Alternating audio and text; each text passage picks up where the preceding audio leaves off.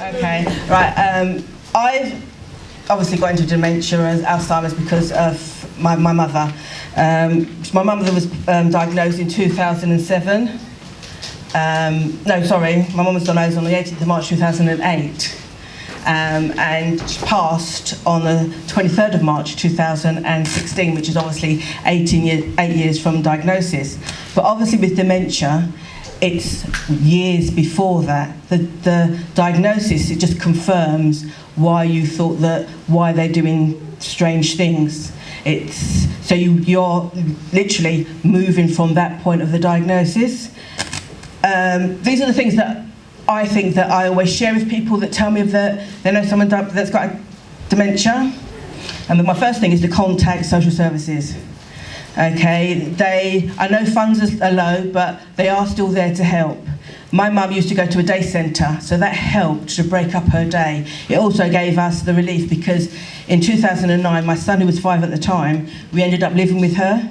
So what happened was that we then got the day centre, she was going there, and then we would have carers, some coming in the morning, but to get her ready. But as time progressed, we then needed someone for the evening. You'll also find that they are also good in giving you respite. Everyone that has a carer, has a patient at home, is entitled to get at least 4 hours respite a week. And you'll be quite surprised that in those 4 hours doesn't seem much, but in 4 hours, if you can go and lie in your bed and not think of anything and not do anything, it is a great relief. You just sort of like if somebody's downstairs sitting with them and you know they're safe, and it just gives you that time for yourself or time to spend like with my son, etc. They also, and I think it's a good thing, is because they also give you the avenue to get adult underpants. Once you get further down the dementia route, you will need them, and they are more hardy than the ones that you will buy in any Sainsbury's or Tesco's, and the social service is taking that cost rather than it coming from you. Another thing that we did was that I was fortunate because I was on my mum's mortgage and always you paid for it, the house was paid for, and then when I moved in I got my name put on her bank account. Now these are things that if you haven't done, these are things you need to consider, because once you go, you need to do all of these things before you go and get whoever it is tested, because once you get them tested and it comes back and it's confirmed the dementia, they are suffering from dementia, they are then not of sound mind and cannot make decisions. So you have to make sure that you get all of those things sorted before you go down that avenue. It makes life so much easier, because you can go into the bank, you can pay this, you can do that, and you don't have to worry about anything. When my mum passed, because the house automatically reverted to myself, and I just shared the proceeds with my siblings. If we hadn't had that, we'd have had to go through probate and everything else, which, when someone passes, it's bad enough as it is. You don't need to worry about all of those things as well. I'm going to try and talk fast. There's two areas, I think, as well, when you've got someone who comes to dementia. My mum was quite popular when she was of sound mind. When you get dementia and you go down the line, the visits from friends and family diminish, okay? And you have to bear with them because we go through it and we live it. We understand it. They don't. So when they see someone that they've been with or worked with for 20 years and they see them doing things that they think, why are they, it hurts them as much as it hurts us.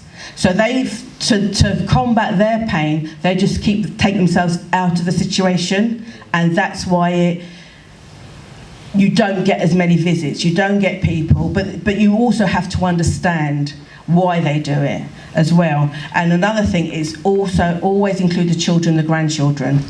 They go through it just as much as we do.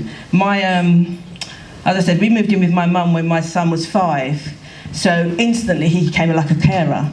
He was like, "Oh, Tyler, run upstairs and get mum's medication for me." And he would go, "Nana, do you want a cup of tea?" And he would do all those things, and sometimes she wouldn't even come upstairs with us. We'd fight, and then he'd go grab her hand, and dementia patients relate to children, because they also go back in their head as to children, and he would be able to take her upstairs and she would be guided with them. And if I ever tried to tell him off, oh my, she may not have said something, she may have got to that stage where she don't say something, but her actions, she would just sort of like look at me and then just sort of like go to grab him, as if to say like she's saving him. Sometimes he did need saving.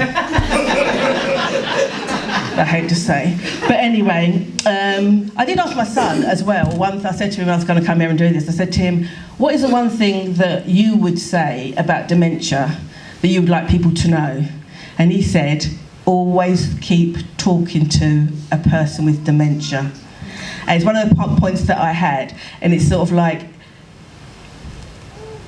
even though they're there, they get this blank look, even though they're there, talk to them. My mum used to come in and like, how was your day, mum?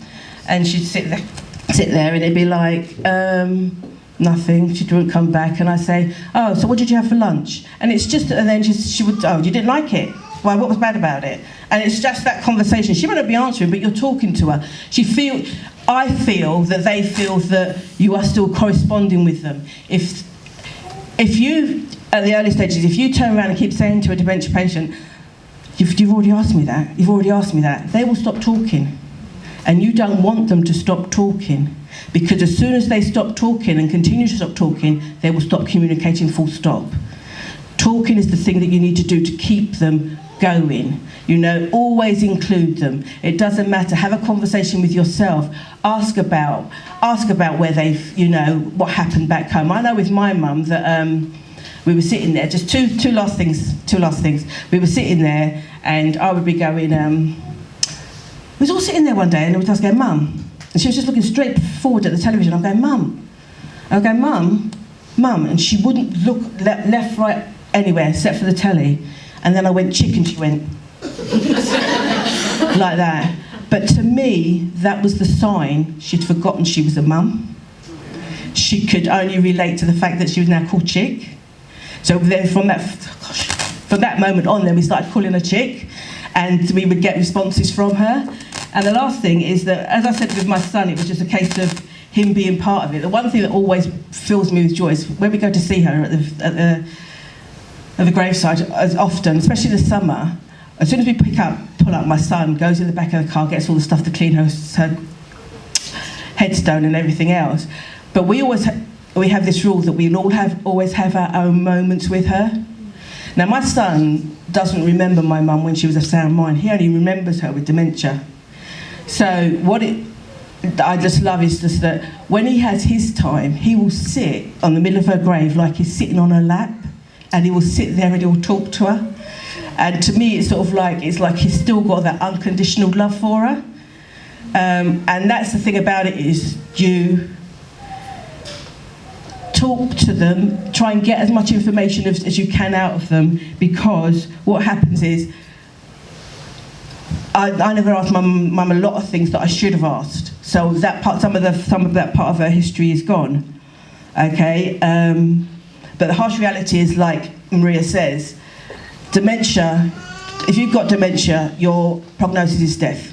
That's all it is, and all you have to do with your patient is just make their journey to the other side as enjoyable, I can't say enjoyable, but as positive for both of you, and that's my journey. Thank you very much.